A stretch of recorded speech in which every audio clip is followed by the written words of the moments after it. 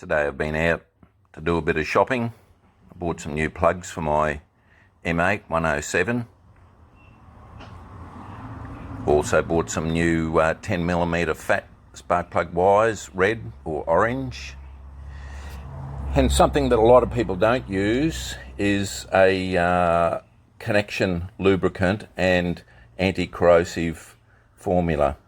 When I undo clips, electrical wiring, master plugs, I just give it one quick spray, click them in. It helps preserve the connection over a long time. And last but not least, another rubber for my muffler hanger on the left hand side. So I'll start stripping down. Righto, off with the seat.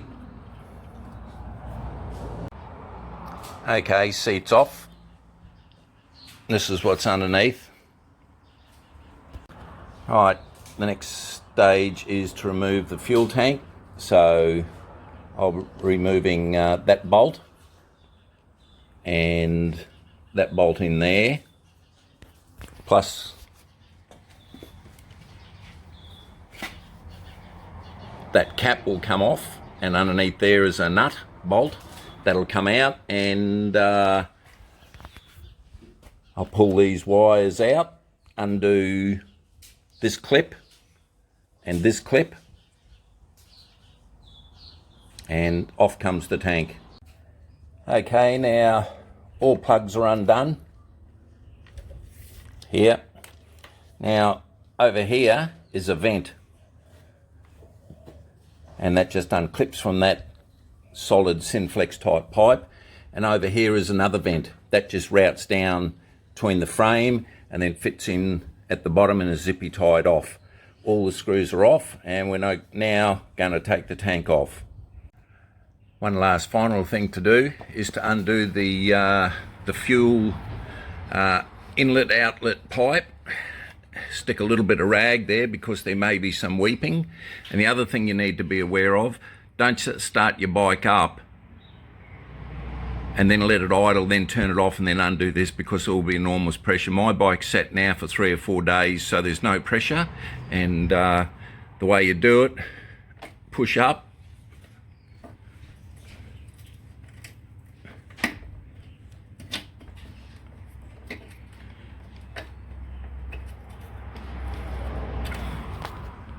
little bit tricky, required 2 hands, but as you can see, that collet just goes up and down, that fits in there, and there's little rubber O-rings in there. Be careful not to stick anything sharp in there or any sort of cleaning fluids or anything. And another thing too, just cover this needle and seat to stop any rubbish from getting in there.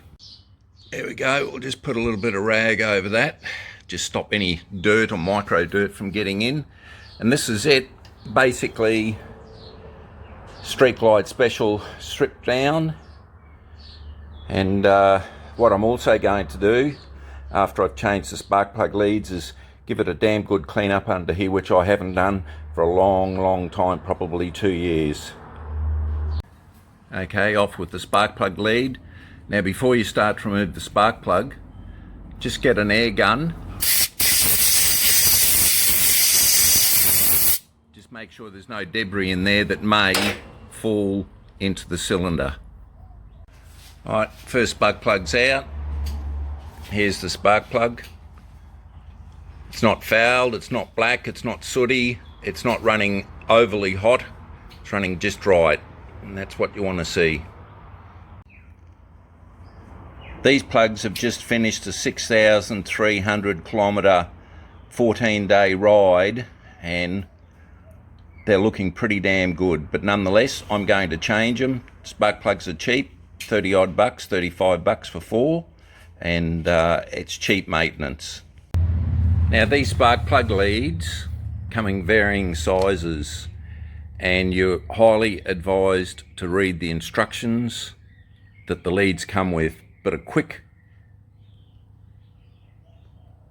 view of the lengths is 890 millimeters long for the front left, for the rear left 440 5mm long, for the front right 825mm long, and the rear right 445mm long.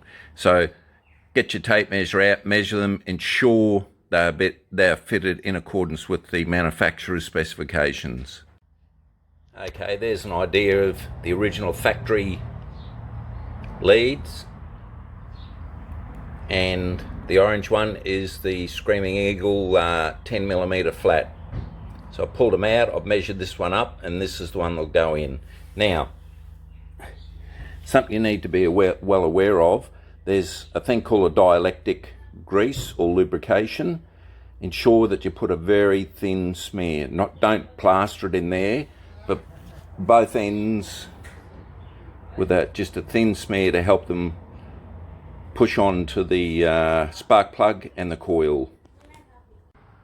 Okay, we've managed to fit the left-hand rear pot and the left-hand front pot jug.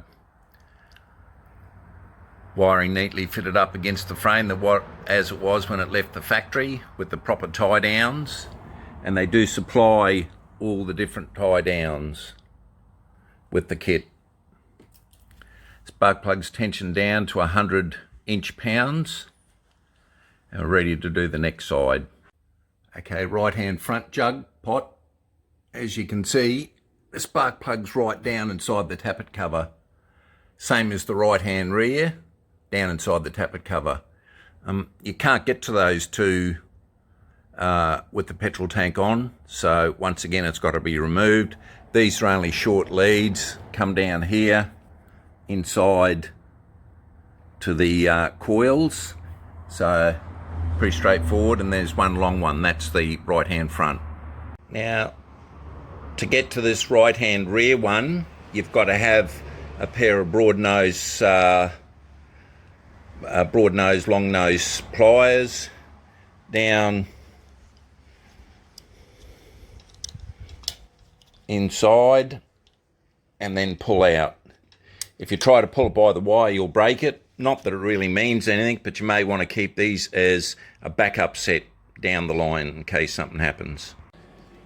Well, got the new spark plug leads in on the right hand side, weaved in as per the manufacturer's specifications, cable tied off into the coils, a little bit of anti-corrosion spray, and now it's time to put the tank on, the wiring back in, the seat back on, panniers, and it's all finished. Okay, tank screws on, bolts on, back of it here is screwed down, and same around the other side. Now connect up all the connections in the pipes. No, not yet. Now another important thing to do